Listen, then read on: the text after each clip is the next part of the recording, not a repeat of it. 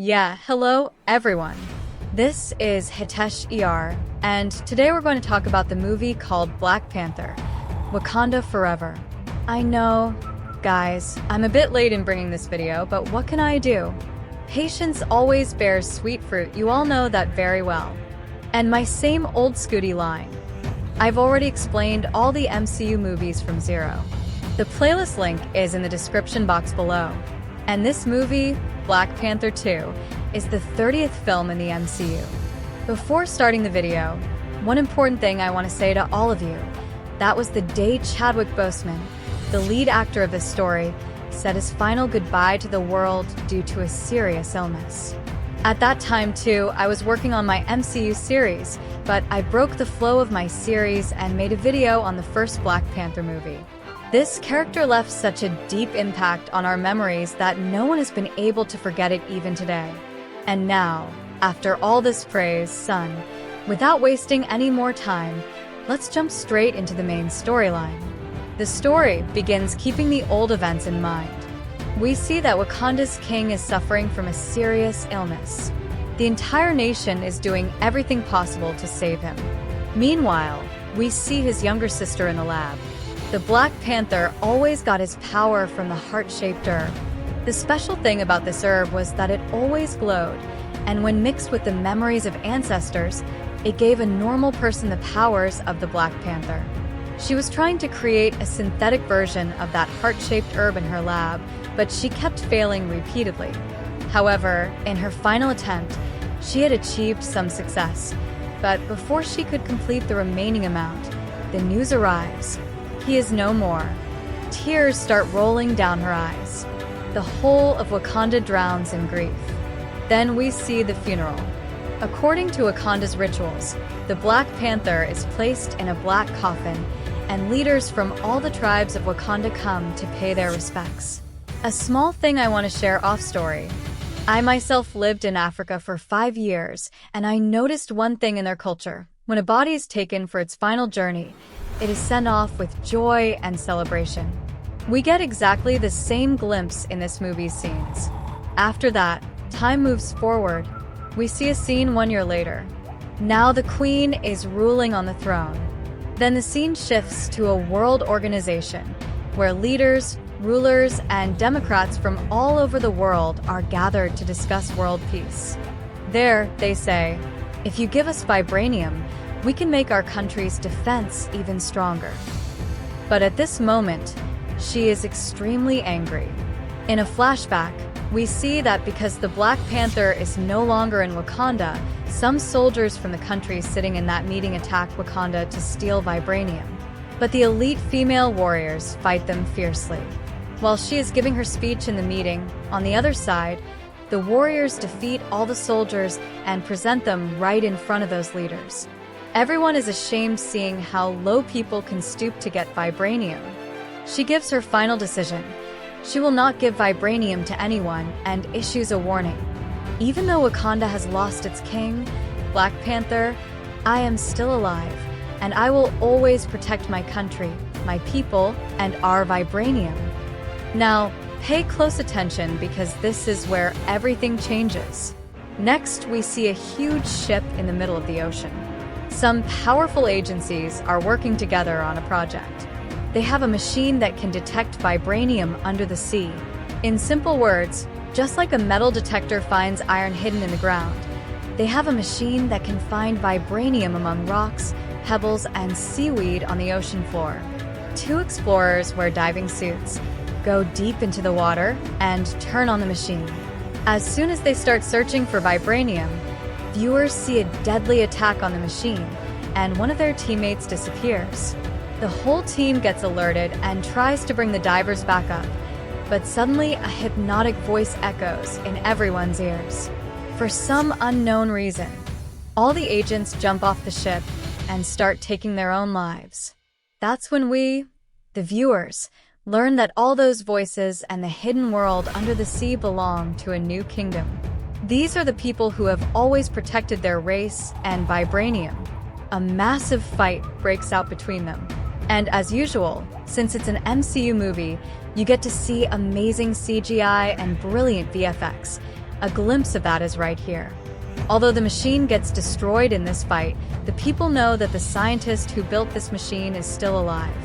If they don't catch her in time, she'll build another machine, and next time more people will come and steal their vibranium.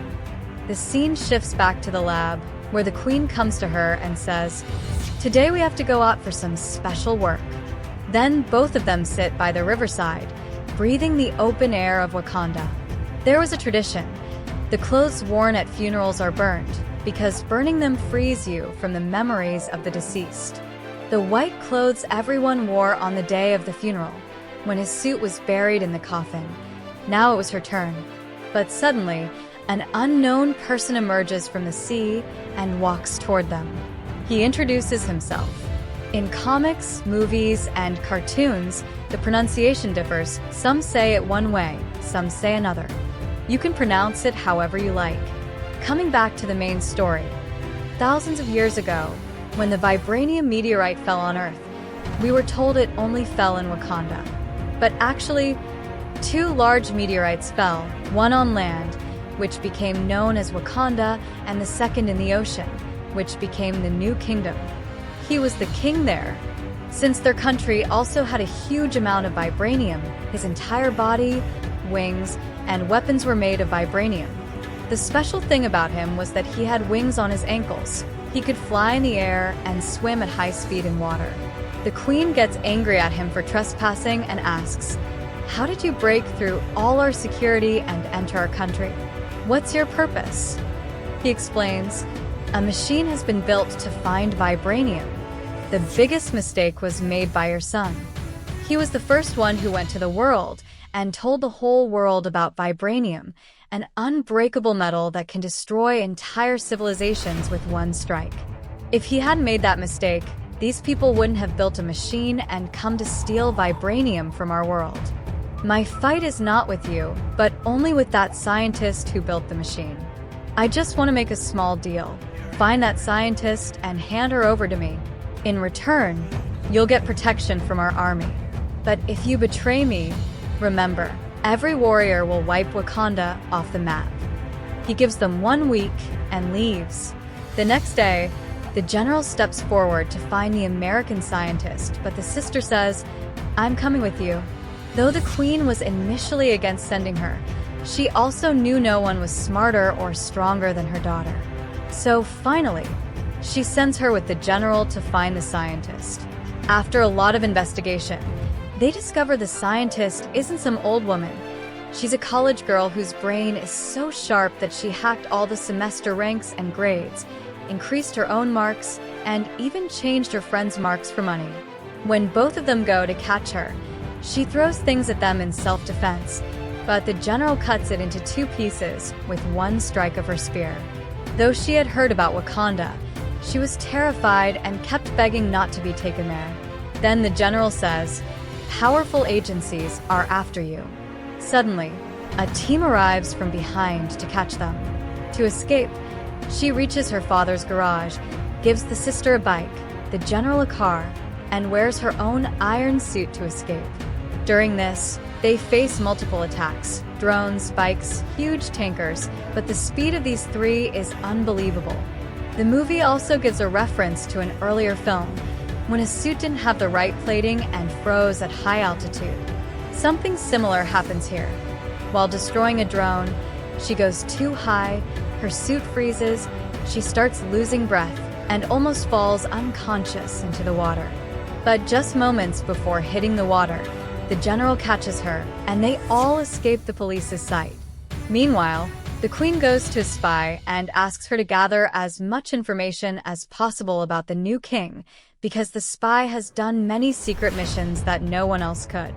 He broke Wakanda's security, traveled a great distance through water, threatened us, and demanded we hand over an American scientist. If we don't, the whole of Wakanda is in danger. Until we know how big the threat is, we can't take any step. So the spy is our last hope to find out how big his army and power really are. Meanwhile, we see the sister and the scientist. They've escaped the police, but the New Kingdom's army is now behind them. Here we get amazing one-on-one fights between the general and the warriors. Both sides have Vibranium weapons that are equally powerful. But the new kingdom has more soldiers, so our heroes have to surrender and go with them. The next day, when the general reports this in Wakanda, the queen gets furious. First she lost her husband, then her son, and now her daughter. If the most advanced nation, Wakanda, can't even keep its own family safe, what's the use of all this security? In anger, the queen removes the general from her position. Meanwhile, the soldiers take the sister and the scientist to their hidden underwater kingdom. There they meet the king again. The king shows the sister his past. This is many centuries ago. There was famine in their kingdom. No food, no shelter, no work. The whole kingdom was suffering. A pregnant woman didn't know how the herb on her body would work. When she distributed the herb to everyone, people fell unconscious. Their skin turned blue. It looked like fish calling for water. As they ran toward water, they became normal. Their bodies had adapted to live in water. That woman gave birth to her son in water and later passed away.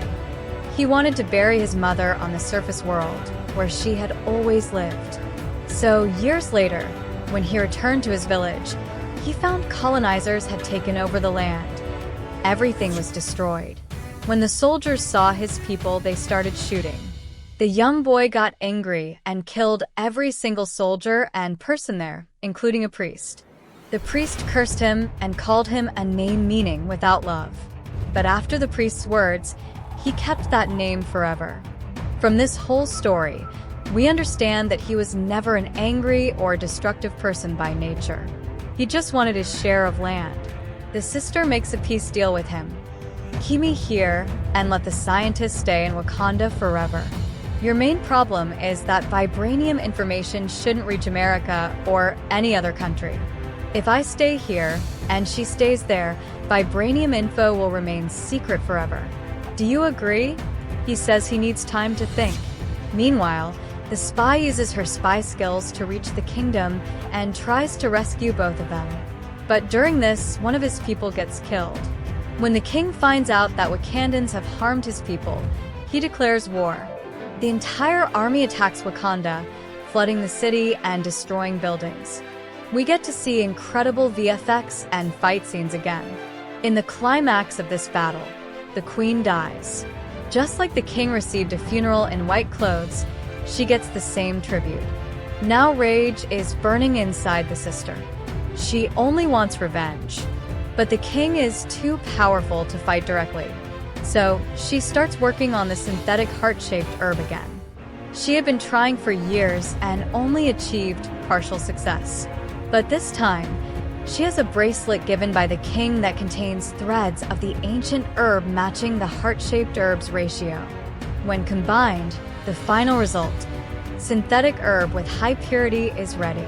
The spy mixes the herb in water and gives it to the sister. According to Wakanda's tradition, before becoming Black Panther, the person meets their ancestors, and the power of that ancestor transfers to them. She wanted her brother to appear, but a different person appears instead and asks, "What do you want to become? Someone who just wants revenge, or your brother?" She says, "I want to kill my enemy." When she wakes up, Black Panther powers are inside her. Now it's time for Wakanda to attack the new kingdom. They take a Vibranium ship into the water and force every warrior to kneel. Seeing his army in danger, the king joins the battle. Using his winged ankles, he flies at super speed and kills many. While living in the kingdom, she had learned that the people love cold water. If they get heat, they can't breathe and die quickly. So she lures the king into a desert far away using her flying jet. Again, an epic long fight ensues. I won't explain it too much because the real fun is watching it live in the theater. I've tried my best to explain the entire movie with video clips, something no one else has done yet, but it's all for your entertainment. Now it's time for the end. Her spear is at his throat, and he's about to die. But suddenly she remembers her mother. When she went to meet ancestors and was asked who she wanted to be like, she had said, "I want to be like my mother, fast, powerful, brave, and a woman with strong courage." In the end, the two unite. Wakanda and the New Kingdom become allies. Before leaving, she gifts the scientist a completed car, because when they were escaping America, they had completely destroyed her car. It was the car her father always wanted to build, but passed away before finishing. Completing that car was her lifelong dream, and she made it happen. Then she goes to the spy, as she had promised to meet someone special. In the final moment, she burns the white funeral clothes, because according to Wakanda's tradition, burning funeral clothes frees you from memories of those who have left. We also get some beautiful clips of our original Black Panther. And with that, the movie ends. In the post-credit scene, we see that the person she promised to meet is none other than her son, the son of the king. So a third movie is officially confirmed. So guys, how did you like the video? Please let me know by liking and commenting. And if you're here on the channel for the first time, please subscribe because I keep bringing such amazing videos for you. See you in the next video.